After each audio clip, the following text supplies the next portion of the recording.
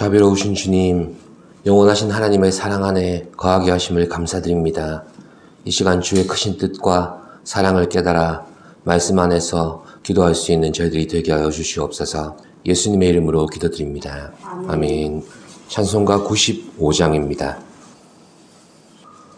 나의 기쁨 나의 소망 되시며 나의 생명이 되신 주 밤낮 불러서 찬송을 드려도 늘 하신 마음 뿐일세.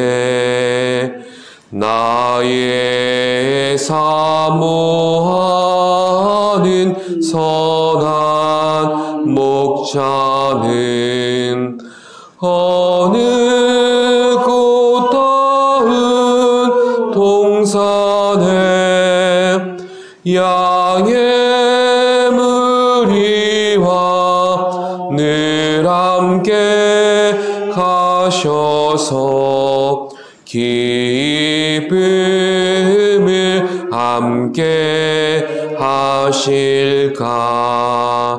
길도 없이 거친 넓은 들에서 갈 길 못 찾아 애쓰며 이리저리로 헤매는 내 모양 저 원수 조롱하도다. 주의 자비롭고 화평한 얼굴 모든 천사도 반기며 주의 놀라운 진리의 말씀에 천지가 화답하도다. 나의 진정 사모하는 예수님 음성조차도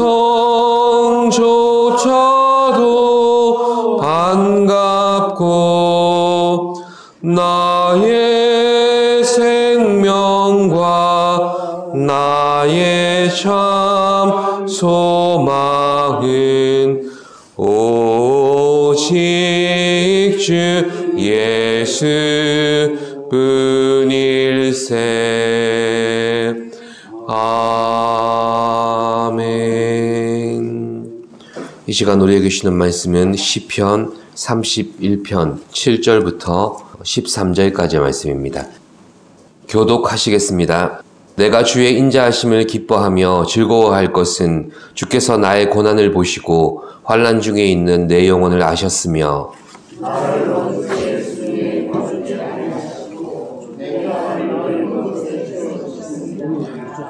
여호와여 내가 고통 중에 있사오니 내게 은혜를 베푸소서. 내가 근심 때문에 눈과 영혼과 몸이 쇠하였나이다.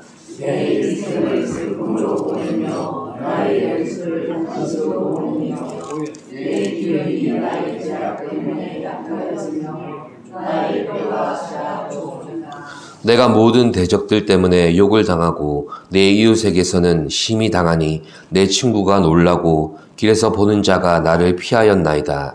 내가 잊어버린 가운데 찢은 자를 마음에 두지 아니하고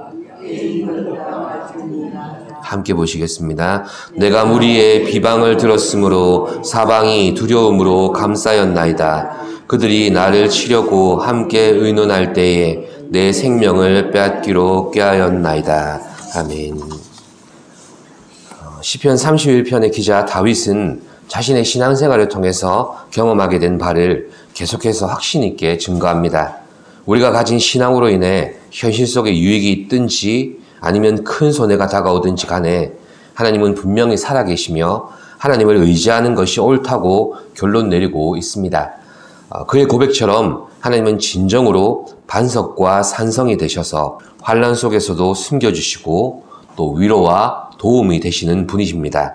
시인은 이 확고부동한 믿음으로 인해 자신의 영을 주의 손에 맡겨드릴 수 있었다고 고백하기도 합니다. 시인의 이러한 확신은 이제 찬송을 통해서 더욱 구체적이고 실제적으로 고백됩니다. 그게 7절에서 8절 내용인데요. 다시 한번 같이 보시겠습니다. 7절 8절입니다.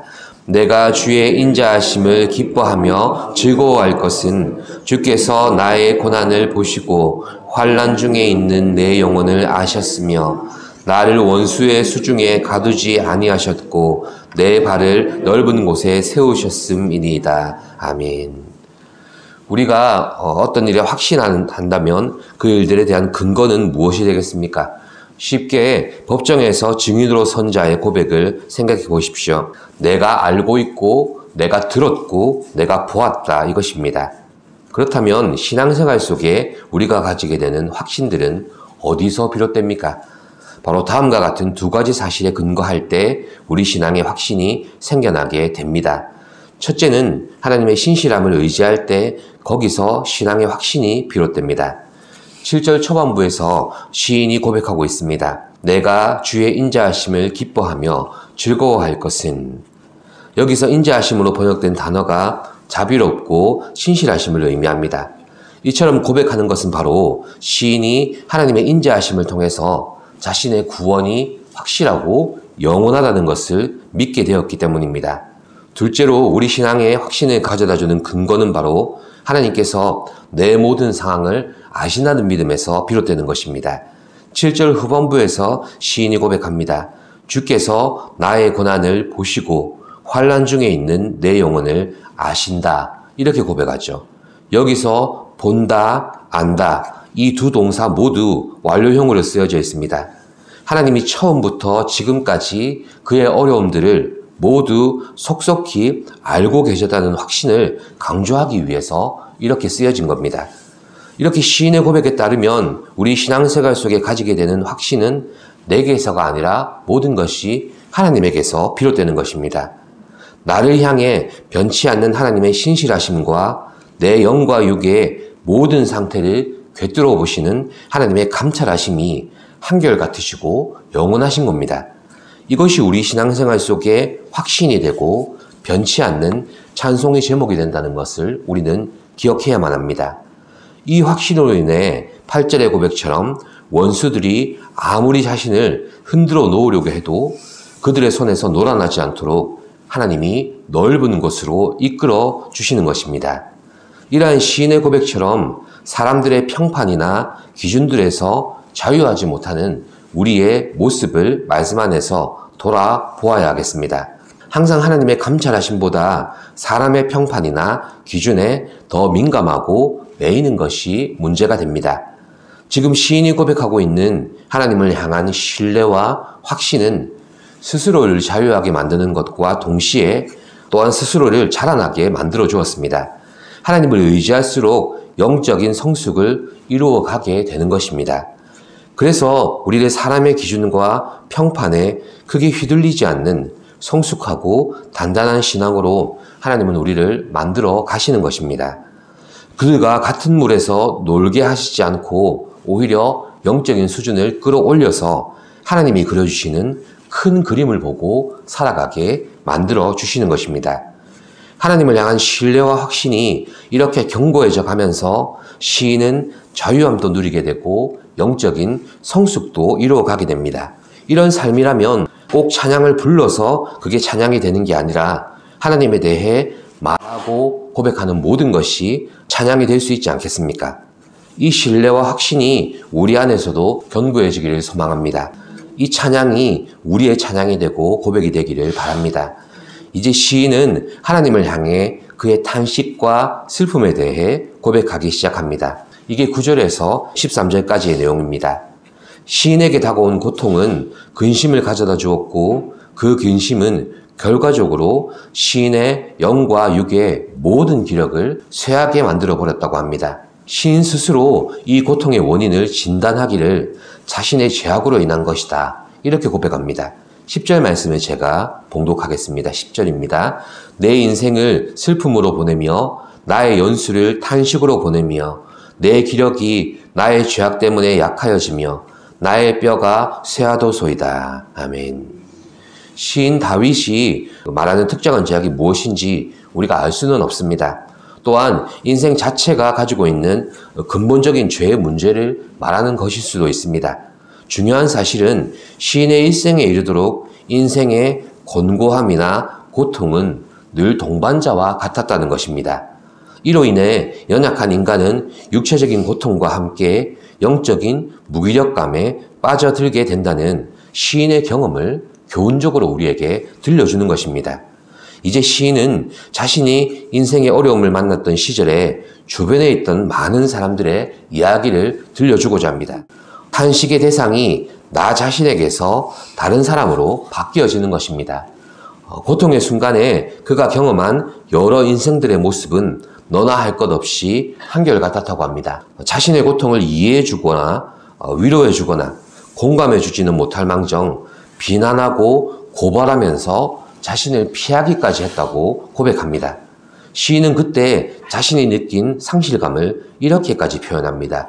12절 말씀인데요. 함께 보시겠습니다. 12절입니다. 내가 잊어버린 자 됨이 죽은 자를 마음에 두지 아니함 같고 깨진 그릇과 같으니이다. 아멘. 사람들이 멀쩡하게 살아있는 자신을 마치 죽은 것처럼 되었다는 말입니다.